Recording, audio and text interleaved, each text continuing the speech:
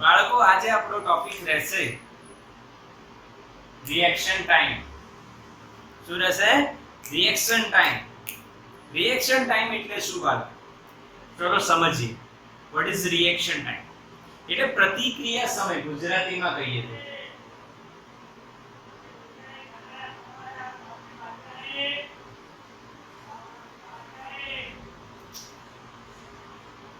પ્રતિક્રિયા સમય. આને એક આપણે કન્સેપ્ટથી સમજીએ કે જો આ એક માર્ગ છે અને અહીંયા એક ટર્ન છે. ઓકે, અહીંયા આપણે ગાડી લઈને જઈ રહ્યા છીએ. ઓકે, અહીંયા આપણે ગાડી લઈને આ દિશામાં જઈ રહ્યા છીએ. હવે શું થાય છે? અહીંયા કોઈ નથી, આપણને એવું દેખાય છે. ઓકે, ચલો થોડું રાઉન્ડમાં લઈ લઈએ. આવો, આપણને અહીંયા કોઈ નથી એવું દેખાય છે, પરંતુ બેટા અચાનકથી અહીંયાથી કોઈ એન્ટર થાય તો આપણે શું કરીશું? અંતર બહુ ઓછું છે અને જગ્યા બી બહુ સાંકડી છે, તો આપણે શું કરીશું? તો આપણે રિએક્ટ કરીશું. આપણે શું કરીશું? રિએક્ટ કરીશું. શું કરીશું આપણે બાળકો? રિએક્ટ કરીશું. તો રિએક્ટ કઈ રીતના કરીશું? તો જો વિચારો, તમે ગાડીમાં બેઠા છો, જેવું જ તમે કોઈ અહીંયાથી વાહન કે ભાઈ કાને તો કોઈ ઢોર છે, કાં તો કોઈ આપણે ડોગ વિચારીએ, એક ડોગ છે. તમને ખબર જ છે, કૂતરાઓ રખડતા હોય છે, ડોગ રખડતો હોય. ભાઈ જે ડોગ છે બેટા, આપણી જે કાર છે, માની લો આપણે કારમાં જોઈએ છીએ, કારની સામે અચાનકથી આવે છે. એ કારની સામે અચાનકથી આવે છે, તો આપણે સૌથી પહેલા શું કરીશું? વિચારો. પહેલી સ્ટેપ શું થશે? વોચ, સી, કાં તો દેખીશું. ગુજરાતીમાં લખીએ તો દેખીશું, સાદી ભાષા એટલે કે બેટા અવલોકન કરીશું. શું કરીશું? અવલોકન કરીશું. દેખીશું એટલે બેટા શું કરીશું? અવલોકન કરીશું. આપણે અવલોકન કરીશું. અરે કૂતરો આવ્યો, હા કે ના? આપણી બાજુમાં કોઈ બેઠો છે, એ બી કહેશે અરે કૂતરો આવ્યો. ઓકે, દેખીશું. પછી જેને ઇંગ્લિશમાં આપણે કહીએ ઓબ્ઝર્વેશન. ઓબ્ઝર્વેશન કરીશું. સેકન્ડ, હા, ઓબ્ઝર્વેશન. અને પછી આપણે વિચારીશું.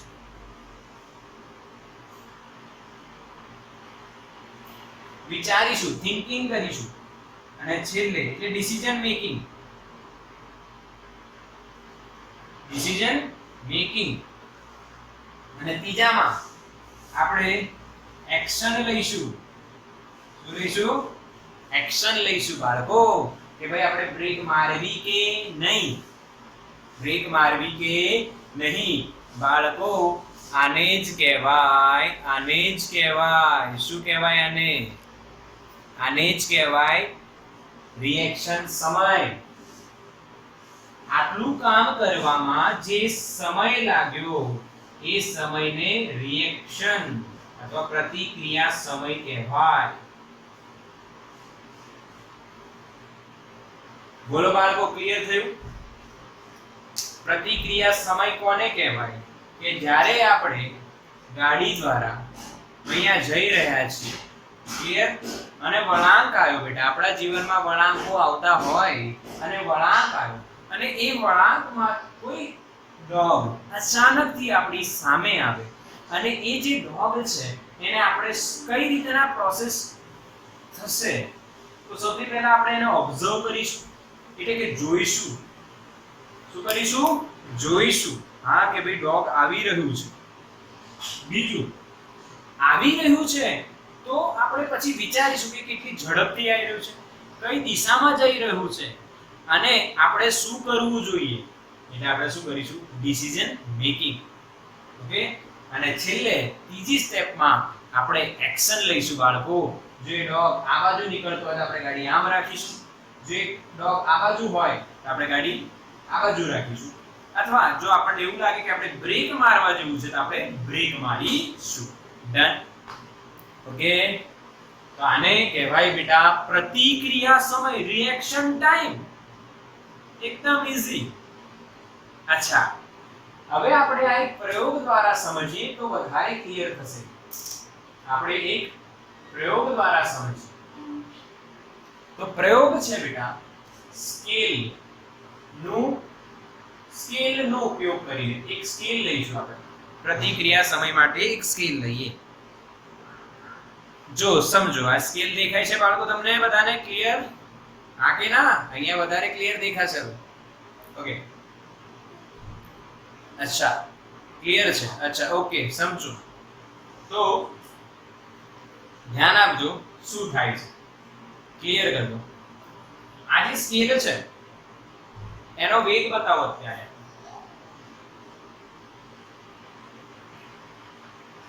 v0 બરાબર 0. પ્રારંભિક વેગ કેટલો? 0. ઓકે, હવે ધ્યાન આપીશું આપણે જ્યારે એને મુક્ત કરીશું. માની લો અહીંયા હાથ રાખ્યું છે બાળકો, અહીંયા શું રાખ્યું છે? આપણે હાથ રાખ્યું છે આ સ્કેલમાં આમ રીતના, બરાબર? હું આને પકડીશ, જોજો હું આને શું કરીશ? પકડીશ. ક્લિયર દેખાશે, ચિંતા નહીં કરતા. હું આને શું કરીશ? પકડીશ. તો આપણે કાઉન્ટ કરીશું 1 2 3 અને પછી હું છોડીશ. એટલે છોડીશ એટલે પ્રારંભિક વેગ કેટલો છે? 0. અને આપણે એક સાથે કાઉન્ટ કરીશું અને હું ડ્રોપ કરીશ 3 ના કાઉન્ટ પર અને પછી હું એને પકડીશ. તો ડ્રોપ થયા પછી જ્યારે મેં એને પકડી તેના માટે મેં વિચાર 3 વસ્તુ કરી. પહેલા જોયું, પછી ડિસિઝન લીધું કે હવે મારે હાથ મુઠ્ઠી પાડવી છે કાં તો એને પકડવું છે, એને કહેવાય. પછી આપણે એક્શન લઈશું કે પકડીશું. ઓકે, ચલો રેડી? તો 1 અહીંયા 0 છે. 1 2 3 મેં પકડ્યો અહીંયા. ક્લિયર? હવે આ જો સેન્ટીમીટર પર જો તમને કેટલા સેન્ટીમીટર દેખાય છે? 3. કેટલા સેન્ટીમીટર દેખાય છે બેટા? 3. તો અહીંયા જે મુક્ત પતન થયું એમાં જે અંતર કપાયું હોય, જે અંતર કાપાયું એ અંતર ds, એ અંતર ds કેટલું થયું બેટા? બોલો. 3 સેન્ટીમીટર. કેટલું થયું? 3 સેન્ટીમીટર. તો આપણે શું શોધવાનું છે? સમય કેટલો લાગ્યો રિએક્ટ કરવામાં? મને સમય કેટલો લાગ્યો? તો અચળ પ્રવેગી ગતિ લાગશે, કેમ કે અહીંયા પ્રવેગ કેટલો રહેશે? 9.8 મીટર પર સેકન્ડ સ્ક્વેર. અને જે બેટા અચળ છે, જે બેટા કેવું છે? અચળ છે. તો સમજો બાળકો, અચળ પ્રવેગી ગતિનું સમીકરણ લાગશે x બરાબર v0t ½ gt². જો પ્રારંભિક વેગ ખબર છે, અંતર ખબર છે, હા અંતર ખબર છે, અને સમય શોધવું છે. પ્રવેગ પણ આપણને ખબર છે બાળકો, પ્રવેગ પણ આપણને ખબર છે. તો રિએક્શન ટાઈમ આ થયું. હવે આમાં વેલ્યુ મૂકીએ. અહીંયા આપણે h લઈ લઈએ. ચાલો h લઈએ. તો વિચારે h આ 0 1/2 gt² પર અહીંયા tr આવશે, રિએક્શન ટાઈમ. હવે tr ને કરતા બનાવો તો 2h ઉપર g નીચે તો tr શું આવ્યું બાળકો? 2h/g. આને કયો સમય કહેવાય? રિએક્શન સમય કહેવાય. 2h/g. ભાઈ આ તો મુક્ત પતન જેવું જ છે. કોના જેવું છે? આ તો સેમ ટુ સેમ મુક્ત પતન જેવું છે. કે પ્રારંભિક વેગ 0 હોય અને પૃથ્વીના ગુરુત્વ પ્રવેગ હેઠળ જે ગતિ થતી હોય એને આપણે મુક્ત પતન કહીએ છીએ. અને મેં જે રિએક્ટ કર્યું એ ટાઈમ આપણે શોધી. ખબર પડી બેટા? સ્ક્રીનશોટ લો. ચલો ફટાફટ સ્ક્રીનશોટ લો બાળકો.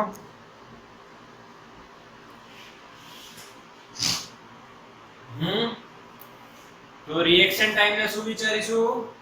Observation, decision making and action. Observation, decision making and action. એટલા કામ કરવામાં જે સમય લાગે એને રિએક્શન સમય કહેવાય. અને સ્કેલનું ઉદાહરણ લઈએ તો મુખ પતન થયું, તો જે અંતર કાપ્યું h, એ h અંતર કાપવા માટે એને કેટલો સમય લાગ્યો? pr બરાબર √2h/g, અને કેટલો જ સમય મેં રિએક્ટ કરવામાં લીધો. ઘરે બી કરી શકો છો અને જાણી શકો છો કે કોનું રિએક્શન ટાઈમ, કોણ વધારે એક્ટિવ છે, એવું બી આપણે અંદાજો મારીશું. ઓકે, ચલો તો અમુક પ્રયોગ જોઈએ. આ પ્રયોગ કર્યો આપણે, એના પરથી એકાદા દાખલા આપણે સમજીએ. એક કેસ સમજીએ. તો એક એક્ઝામ્પલમાં સ્કેલ જે છે એને અંતર કેટલું કાપ્યું? 3 સેન્ટીમીટર. એનો રિએક્શન સમય કેટલું થયું? સૂત્ર યાદ કરો. ટપલી વાળું યાદ આવ્યું? ટપલી વાળું કયું સૂત્ર બેટા? ટપલી વાળું. g ને ટપલી વાગી. અંતિમ વેગનું સૂત્ર શું હતું બેટા? √2gh મુખ પતનમાં. અને સમય કેટલો લાગ્યો? તો g ને ટપલી વાગી, તો સૂત્ર શું બની ગયું? √2h/g. આ કોનું સૂત્ર હતું બાળકો? મુખ પતન. મુખ પતન. અને આપણા પ્રયોગમાં પણ મુખ પતન જ છે. આપણા પ્રયોગમાં પણ મુખ પતન જ છે. ક્લિયર? ઓકે, હવે અહીંયા વેલ્યુ મૂકીશું. √2 h ની વેલ્યુ 3 સેન્ટીમીટર. ધ્યાન આપજો, 3 સેન્ટીમીટર એટલે 3 × 10⁻2 મીટર. અને નીચે આવશે g 10. ઓકે, 3 દૂ 6, નીચે થશે 1000. ક્લિયર? આનો વર્ગમૂળ એટલે 0.006 નું વર્ગમૂળ. આ આપણો આન્સર. આ આપણો બાળકો આન્સર રહેશે. સમજ્યા? હા કે ના? બોલો ક્લિયર? હા, વર્ગમૂળ કાઢતા આવડે બેટા? ક્લિયર? એક બીજો પ્રયોગ કરીને આપણે રિએક્શન સમય સમજીએ. ચલો, રેડી? ફરી એકવાર કરીએ પ્રયોગ. તમારે મારી સાથે કાઉન્ટ કરવાની છે. ઓકે, 1 2 3. ઓ, રિએક્ટ કરવામાં મેં વાર કરી. આ વખતે કેટલા સેન્ટીમીટર આયા? 6 સેન્ટીમીટર બાળકો. કેટલા સેન્ટીમીટર આયા? 6 સેન્ટીમીટર. Okay, yes. તો હવે આપણે h આવ્યું 6 સેન્ટીમીટર. તો રિએક્શન સમય PR = √2h/g. √2h ની વેલ્યુ 6 સેન્ટીમીટર. 6 × 10⁻2 મીટર એટલે 6/1000 થશે. હા કે ના? જો સમજો, 6 × 10⁻2 એટલે બેટા 6/100 કહેવાય. અચ્છા, હા કે ના? તો તમે આમ જ રાખો, કોઈ ચિંતા નહીં કરતા, એકદમ ઈઝી. g ની વેલ્યુ 10 મુકાય. હવે આને સોલ્વ કરો બેટા. અહીંયા થાય 12, નીચે આવે 1000. કેમનું? 6 દુ 12, 10⁻2 નીચે આવે એટલે 10⁻2 એટલે 100. 100 × 10 1000. અને સોલ્વ કરો તો √0.012 સેકન્ડ. આ tr થયું અને આ પહેલામાં tr થયું. પહેલાનો tr ઓછો છે કે જો 3 સેન્ટીમીટર માં જ હું પકડી લઉં છું. મેં રિએક્ટ કરવામાં સ્કેલને પર રિએક્ટ કરવામાં કેટલી સેકન્ડ લીધી બેટા? 3 સેકન્ડ. જ્યારે અહીંયા મેં રિએક્ટ કરવામાં 3 સેન્ટીમીટર માં મેં પકડી લીધું. 3 સેકન્ડ નથી, 3 સેન્ટીમીટર માં.